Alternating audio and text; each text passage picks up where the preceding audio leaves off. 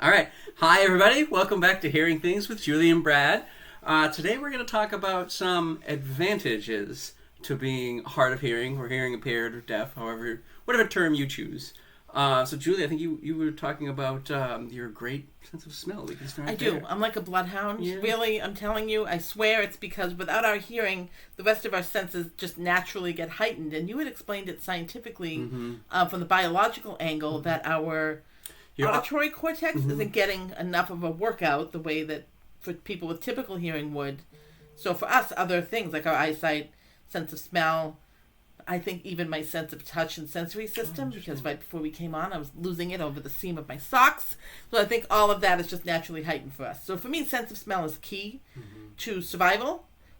Just my sensitivities to things, and I can literally sniff things out sometimes. It's very weird. It's so weird, but You don't get down on all fours. no, but like I can just tell you, like I'll be in another corner of the house and I can very faintly smell like burnt toast or something, and that's like, ooh, smoke, danger, what's going on? And I'll be on the opposite end of the house and I'll come down and my husband will be like, oh, I just burned a piece of toast. How did you smell that? I'm like, because I know.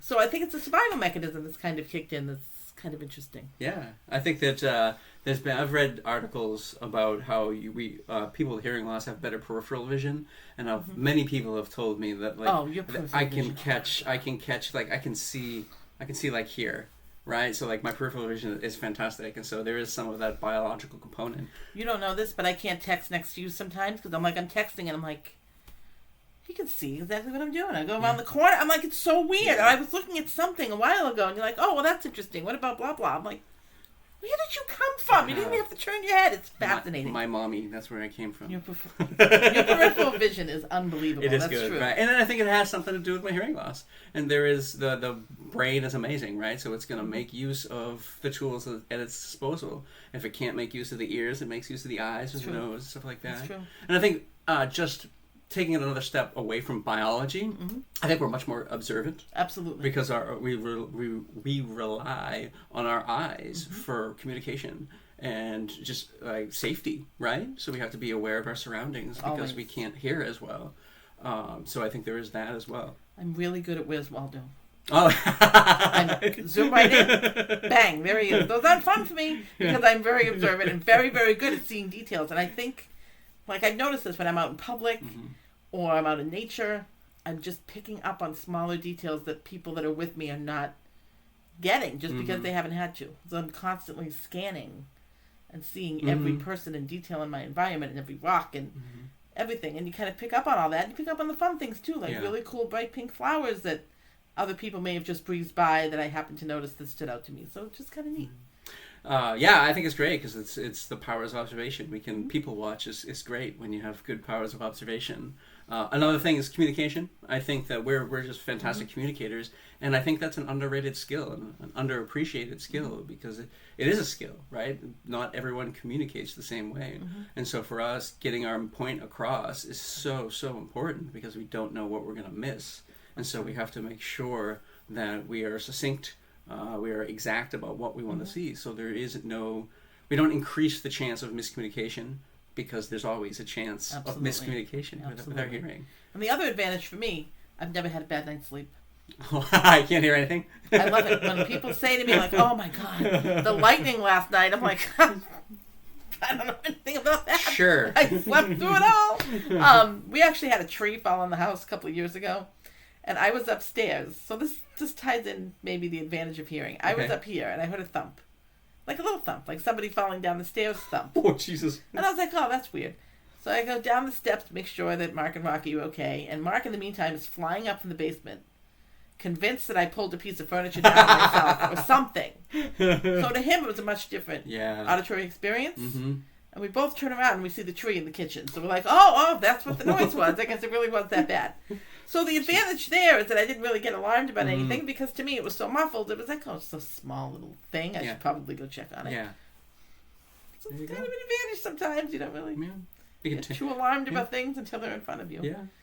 You can also, the sensory input, right? So like active listening is exhausting. And so at night, if I've been too busy, I'll take my hearing aids out. And so that my tinnitus gets louder, but it's like I don't have to struggle to listen, so we can kind of Turn the Turn world the off. world off. When I took my SATs in high school, Yeah. I shut my hearing aids off. Oh, brilliant. It's awesome. Yeah. Silent. Yeah. And I noticed when I put them back on towards the end of the test, I could hear people's pencils scratching. Oh. And that would have been wow. super distracting. Yeah.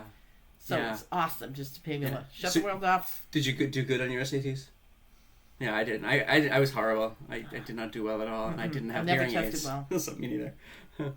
Man. Nope. So that's some of the advantages we think.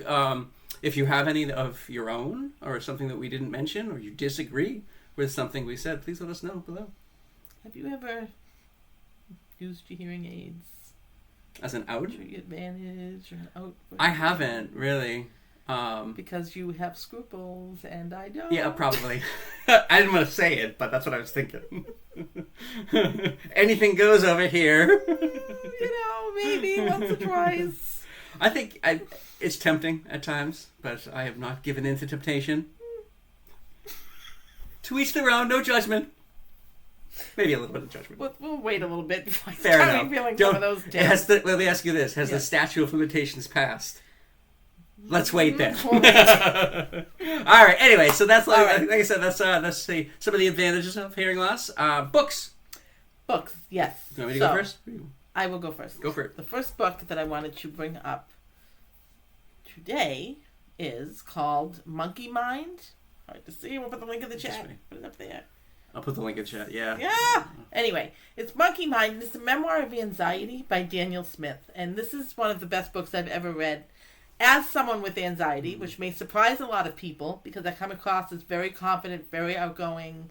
I appear put together. But inside, I'm actually a very anxious person. It's hard for my mind to slow down. It's hard to not think of things before they happen, and especially not to catastrophize. And this book was phenomenal because it really told one person's journey of managing anxiety through different modalities. And it also ties into Buddhism because that is one of the tenets of Buddhism. They call it the monkey mind, which is really kind of being present and not focusing on things that are out of your control and paying attention to the one thing that's in front of you instead of ping-ponging all over the place like my brain tends to do. So it was really encouraging. It was really validating. It was really interesting. I learned a lot. I highly recommend it. Excellent. I'll have to put it on my list. Yes. I know all about the monkey mind. That's how I meditate. It's my mind does go, but I can bring it back. But it's definitely a big tenet in Buddhism. Yeah, and so cool. Speaking of Buddhism, we have my book. Oh, I love this. My book is The Book of Joy by the Dalai Lama and Archbishop Tutu. A fantastic book. I mean, it's just basically them talking about how they get through life and what their spirituality does, how it informs their decisions.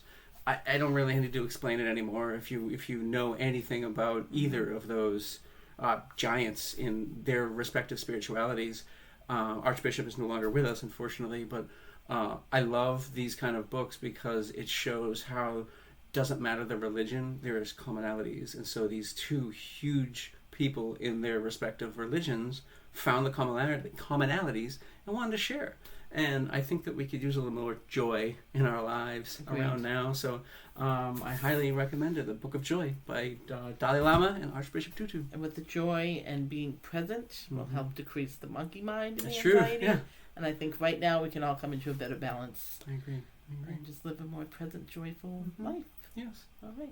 So that's And it for you this can week. Oh, no, you have more? Continue to enjoy that joy Yes, and presence and fabulousness by watching us Yes. all the time. Yeah, So make sure you keep watching. Yeah, we're entertaining, I hope. At the very least, even if you didn't learn anything, there's a lot of ridiculous happening. Always. So tune in next week because you never know what, Julie is going to do. Never know what we're going to do next. That's true. So All right, thank you. everybody, thank you. Thanks for supporting us.